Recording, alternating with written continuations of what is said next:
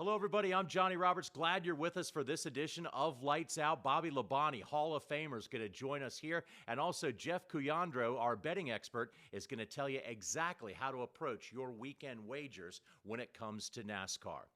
Not too long ago, Martin Truex Jr. announced his retirement from full-time racing. This is it. This year is the end of a brilliant career that no doubt will end in a first ballot Hall of Fame nomination. Couple real special things about Martin Truex Jr. First of all, he definitely was a winner and a champion. But when you look at Martin, he proves that nice guys can finish first. And also, the great basketball coach Jim Valvano once said, "Don't give up. Don't ever give up." Martin Truex personified that as a driver. There were several different occasions where lesser people would have hung it up. He was an unwilling and unwitting victim, really, and got hit the hardest in the incident with the Michael Waltrip Racing at Richmond right before the chase for the championship. And a lot of people might have hung it up after that. Martin Truex hung in there, went to what might be considered a lesser race team, turned it into a championship organization. So Martin Truex certainly leaves NASCAR a winner in more ways than one. Want to welcome into Lights Out Hall of Famer Bobby Labonte, champion, whatever you want to call him. We call him a friend. Bobby, it's great to talk to you, man. You know, Bobby, you're able now with this new gig that you have with Joe Gibbs being a brand ambassador. How important is it for you, being a lifelong racer, to still be involved like this? Well, it's real important for me, and I love racing. I still love racing, and I'm not ready to, I just talked to a friend of mine and that just retired from motor racing outreach, and he doesn't miss the travel, but he misses the people. And so, when you're, have done it like we have, and it's been part of our lives as far as in the NASCAR, but with my family growing up in racing, I mean, it's just it's what we love to do and love to be around people.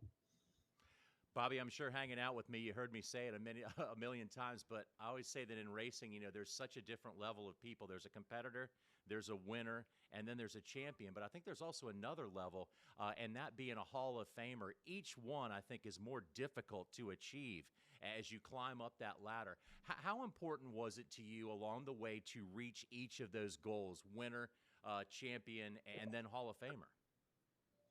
Yeah, I mean, it's obviously. I was looking at some stats the other day, and Dale Earnhardt only won 10% of his races, 10 or 11% of his races in the Cup Series, right? Um, but it's a lot of losses over the wins, and nobody knows everybody's story, but to get to the winning level takes so much commitment and time and dedication, and then there's another level of the champion and championship, and then the Hall of Fame was the whole story. When we did that, to me, the championship, when I won the championship, it was in the moment at that time. I didn't think about anything else. And then, but the Hall of Fame was kind of a reminder of your whole life and the achievements that you had. But through all of those and all the people in the Hall of Fame, if you could interview every one of them about their failures or their tough times, the hard times, it's that bucket's way more full than the achievements, right? And I think that's what a lot of people don't see. And but when we put it all together that night in Charlotte, it reflects back on your life and through the good times and the bad times, and it's a lot of good ones. But man, not it was not an easy process to get there, and so for us to have been able to squeak in that one was pretty amazing. So I loved it. Yeah, and congratulations again on that too, Bobby. You're a guy that's very qualified to make a statement on this. I believe growing up in racing, being around it, having your family around it. In general, what do you feel the state of NASCAR is in right now? I know some people have some complaints about things, but man, you can't argue with an uptick in popularity, an uptick in TV ratings, and it just seems like there's a better buzz around the racetrack these days. Well, I mean, I think that and I'm living I'm gonna cut my arm and it's gonna bleed NASCAR, right? I mean, it's just the way it is, right? So I mean, the world has changed, times have changed, but at the end of the day, I think that through like NASCAR, like everybody, I mean, ups and downs, and and the sport changing and having heroes here and leaving and more heroes coming in and all that stuff. I mean, there's a lot of dynamics to make this thing go around. And what I think that when I look at it, I mean, when people say, "Man, it used to be more exciting back in the day," I'm like, "Ooh, man, there's only 5 cars in lead lap. I don't know about that." I mean, maybe it was exciting, but it seemed like now it's like really exciting to me. And so, and I look at it and I get to go to some races and I get to sit in on conversations and this and that. And I mean, the characters are, the cast of characters and the teams, and that's sure a lot of things have changed, but I think when you look at the on track and I'm a fan when I watch on TV. I never see a bad race. I always look at it like, okay, so Martinsville, wasn't as good this time. Well, start over on Monday to be different. It just is what it is. And so I see the hard work and effort that people put into it too as well. And so what that dedication is. And I think racing, I watch every race if I'm not at one, if I'm not there. And I mean yeah, I think it's darn good. I mean, so I'm not going to hear anybody talk about not being a good race or whatever. I mean, so I think racing's really good. And I think the popularity, and I got to talk to some people in California about, hey, I started watching racing because of you and the 18 car, interstate batters, 18, blah, blah, blah. And, I mean, it's great to hear that. And it's also great to hear the ones that say, hey, I've never been to a race before. This is my first one. I'm like, good. You will be hooked before the day is over. And so I still think there's a lot of room for getting back on track with a lot of things. And, we can all complain about everything, but we also can say, hey, it really is a pretty good product. Yeah, I got to agree with you. And also, motorsports wide around the globe right now, I feel is just like on such an uptick. Bobby, again, you're really qualified to talk on this because, NFL guys, Major League Baseball guys, there's 20 retiring every year. There's several retiring every week. But I think when you have a guy like Martin Truex Jr., who's been a champion, you were champion, and you have to leave something you do every day and you think about every day, and it's just such a fabric of your life. What's going through Martin Truex's mind right now, do you think, in terms of him making that transition in life? Well, I mean, obviously, I think that, for me, when I stopped racing full time, I kind of had 2 or 3 different phases. So when I stopped racing full time, it was like, well, I get to, I still get to race a little bit. I'm okay with that. And my brother told me, he says, you'll find out you got a lot more friends at home than you thought you had, and that really didn't even care about racing. I was like, okay, so I did. And so I kind of enjoyed that a little bit. And, but at the same time, it's the lure of, I mean, you could be frustrated with, hey, I'm not winning enough. You could be frustrated with, too much travel and too much time away and all that stuff. But man, there's something about it. You don't just walk away. And I think for Martin, I mean, I think that, what a career he's had, and, winning the championship for Furniture Row and winning races for, he'll still win races before the year is over. And he might win a championship. We don't know that yet. I mean, nobody knows, but I mean, he's definitely qualified. And, but at the same time, hey, he kind of sees it like, hey, it's time to leave. But it's hard, man. It's hard when you're that good and you're that competitive. And you wish that sometimes the off season was enough to reset sometimes, but it's not always enough for everybody. But I think Martin's just probably sees something different in his life, and he loves a lot of things and people, and fishing and hunting and things like that. I mean, and he'll you know plenty plenty of time to go enjoy and do that. But I'm sure he'll miss racing more than he thinks today. If I had to guess. Yeah. Hey, Bobby, this is really fun for me, us back on TV again together. It's been way too long, but we certainly had a good time back in the day, back in the Fox studios. Sure love those times. Yeah, I mean that was fun. I didn't hear the last part. What'd you say? I said we sure had fun back in those Oh, times. oh yeah, yeah, yeah. We had fun. Yeah, yeah, yeah. Yeah. So no, we had fun, and yeah, that was great. I mean, obviously, I got to know you and Jeff Hammond a lot more, and we've been friends for a long time. But when we did the race day shows, it was a lot more simpler than they have been over the past few years. It's gotten a lot more into it. And we used to show up on Sunday, talk about what we're going to talk about, and then we go do it. Right. And it was, Yep. I was like, Yeah. man, I'm kind of new to this. I'm glad I got you guys to talk me through it. But I always laugh at ourselves back at that time because I mean, we're sitting there in a meeting, right? We're all shorts, t-shirts or whatever. and then we go on air and talk about Hammond. He just shows up. I mean, he's been there, but he just kind of come out of the bathroom and it's like three, two, one, Out of the boom. tanning booth, too. Yeah, the tanning bed. Yeah, tanning bed. Yeah. And so, but I just think about that as like, man, that was so much fun. We had such a good time. It was on a lot of Sundays, almost every Sunday, and we just got to do what we wanted to do, and got to talk about racing and how exciting it is. And yeah, so to work with you and everybody there, and that was a blast. And kind of, I got my feet wet starting to do that. So yeah, that was a lot of fun. And obviously, I heard your voice I heard your voice on the radio um, before Iowa. Is that right? Yeah. Yep. Yep. Yep. So yeah. So anyway, I was before I got home, or I was coming home from the golf course, and I listened to the pre-race show and stuff like that on the radio. But I mean, yeah, fun. The Fox deal was great, and doing it with you was the best part. Bobby, thank you so much for joining us, man. Great to talk to you, brother. We appreciate the time, and I hope to see you very soon. I can't believe you're going to say it's over because we just got started, man. We got more to talk about. I guess we'll have to do it another day. But I appreciate you reaching out to me. I think most of us have realized by now that wagering on sports in America is becoming a huge business, and a lot of that business comes from NASCAR. And here on Lights Out, we want to give you an education on how to properly wager on NASCAR. And nobody better in this world to tell us about that than our good friend Jeff Coligandro, joins us from the West Coast. Hey, Jeff, let's start out today talking about a pretty difficult bet. When you go to a ball game, one team is going to beat another team. We know that, or at least a tie. In this case, you got a whole field of drivers to choose from. What is the wager like betting on one guy to win the race? John, it's a great question. NASCAR is similar to golf, where you've got everybody competing together at once, and there's only going to be one winner. So, in that form, it's very difficult in order to pick a winner.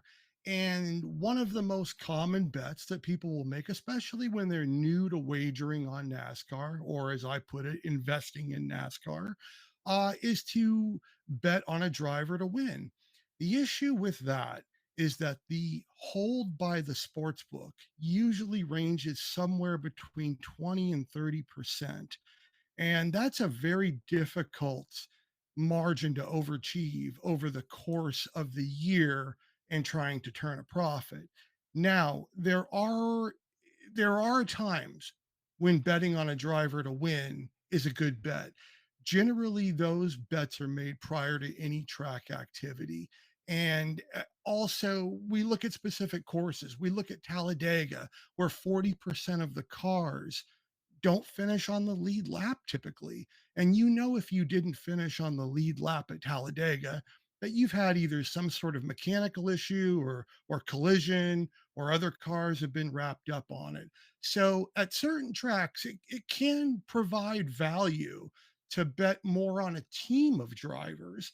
And then as attrition happens throughout the course of the race, as it always does, you're hopeful that you've got a few drivers left in the top 4, 5, 6 as they come to those late race restarts or last lap passes. And you want them at good odds. You don't want to bet a driver at 10 to 1 to win Talladega. You're looking more like 30 to 1s. Yep, absolutely. That's where we get the big money there. So let's look back, Jeff, to Iowa last week. Brand new racetrack. Ryan Blaney gets the win there on his home turf. And when you look back at that, what was the wagering like? What were the good moves for Iowa? Well, for Iowa, Ryan Blaney was the fourth favorite of the group. He was going off at about 8 to 1, best price, once practice and qualifying had occurred. Larson was the clear favorite at 4 to 1, followed by Hamlin, then Bell at plus 650. And then there were a host of others. You had action on Logano at 10 to 1, Reddick at 10.5 to 1, and Elliott and Byron as well. So there was a myriad of drivers that could have been considered in that favorites category. But at the end of the day, 8 to 1 took home the prize with Ryan Blaney. All right, so looking ahead as we go to this, well, not a short track per se, but the 1 mile, the magic mile of Loudon, New Hampshire. We've had some surprise winners over the years, but also, what do you consider, if I can use this word, Jeff, the handicap ability of a racetrack like New Hampshire with some data that you probably could pull off of? Well, I think we've got to look at a couple things. And before we start talking about wagering this week, I think we got to keep an eye on the weather. It's early in the week, but there is some threatening rain, perhaps during qualifying practice or even during the race. If I don't feel like a race is going to run to full term, I will generally stay away from it. What we don't want is a 300 lap race ending at lap 165.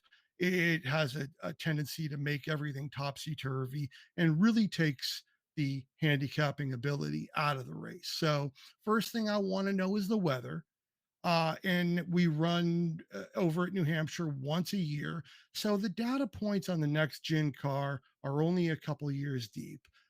You look at it and you look who's had success there. The favorite right now is going to be both Christopher Bell and Ryan Truex. Both Martin Truex, excuse me, not his brother. Maybe his brother next year. Uh, we're seeing them at about 4.5 to 1 right now, and that's at the Westgate Superbook in Las Vegas. Then from there, you've got Hamlin at 6 to 1, Blaney at 7 to 1, and I think a steal in Kyle Larson at 10 to 1.